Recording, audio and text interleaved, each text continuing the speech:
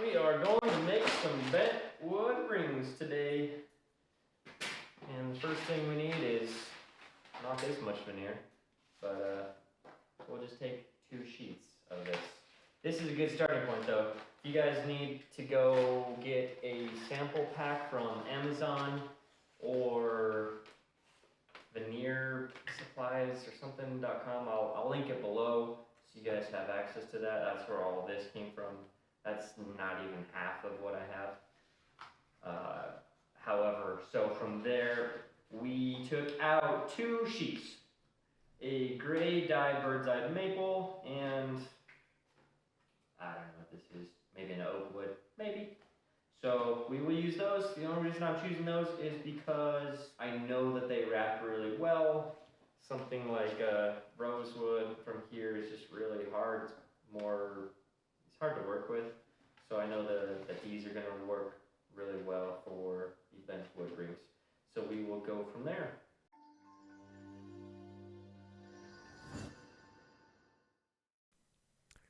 Alright, so we're bringing these to our cutting mat, and I'm planning on making these about 8 millimeters, and I am putting a 10 millimeter cut, or it'd be 12 actually, just because it lines up with the lines on my cutting board. When you cut the veneer, I find it best to make a first light score cut, and then 2 deeper ones before it goes all the way through, just to get the cleanest cut. And then while I'm cutting this other one, I know we've done a very detailed how to start bent wood ring before on this page, so I'll link it here if you want to watch more of this, and we do a lot of different wood tests and all that stuff. And so there's a couple different ways. Once you get the 2 pieces cut, you want to taper off the edges, and you can either do that by hand sanding, or if you have a belt sander, I prefer to bring it to the belt sander because it's a bit quicker for me. And all we're doing with this taper is sanding it until the edge starts to fray a little bit, or right before it starts to fray, so that when you wrap it, it goes very nicely. If you don't taper it, you'll end up with a crease in the ring. It's very noticeable and also harder to get rid of when you're finishing the ring. To wrap these, we're going to use the bentwood mandrel, which you can find on our website. And so from the beginning of the video, I knew these woods were going to work. All I did was microwave that little cup of water for a few minutes until it started boiling, and then dipped it. These were dipped for probably 10 seconds or less, and they're bending just great. Anything longer than that, I usually just don't worry about. And then when you are wrapping it, you need to make sure that this step is done perfectly. You will need every bit of it to be as tight as possible so that there's no bubbles or creases or anything like that. Once you have it wrapped as tightly as possible, get yourself a piece of masking tape, and then you're going to wrap the masking tape with the wood the exact same direction that you were just wrapping the wood. And then also make sure that tape is as tight as possible as well.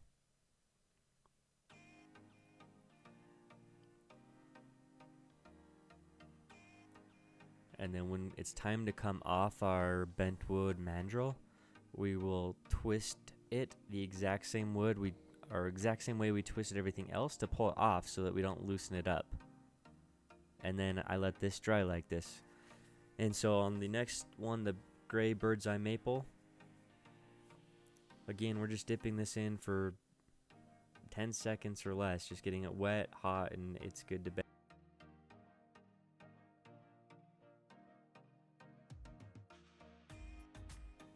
And then you'll be able to see this better on this ring.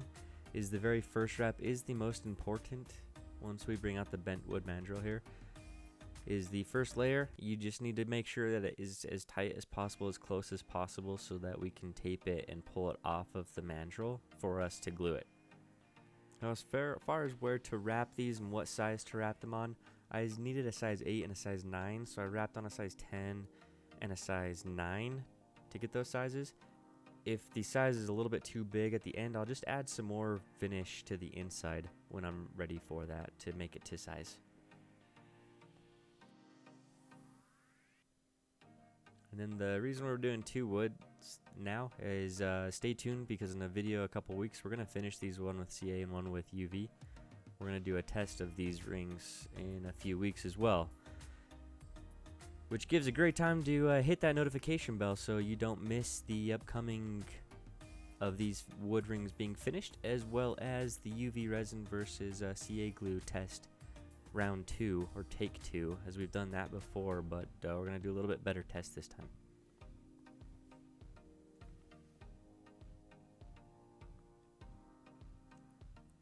And once you have these wrapped, you need to make sure that they are completely bone dry before adding any sort of CA. I let these sit out for a day before adding any glue to make sure that they are not wet at all. If you glue these while they are wet, you're going to have issues with the wood coming apart and the glue not soaking in. And you can see that I'm just drenching the wood in this CA. And that does a really good job of stabilizing the wood once it cures. So it goes into all the layers, and then I also just do one last layer on the inside to make sure that we got that all covered. And then once we glue these guys up, I put it on toothpicks to let it dry out on my little piece of cardboard that you'll see in just a moment.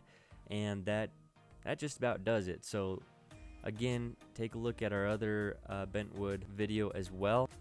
Stay tuned over the next couple of weeks as we finish these rings. And then if y'all would comment below, let us know if you like these videos. We're going to go very slow and more detailed over the next few weeks. Let us know if you like that way or if you like more of the speedy videos. We'd appreciate that. All right, everyone, if you like this way, like the video, subscribe and hit the notification bell, because over the next couple of weeks we are going to finish these rings, shape them, and then finish them in 2 different ways so that literally everyone can follow along. If you just have a drill, you can follow along. So we'll see you guys next week, and thanks for following along.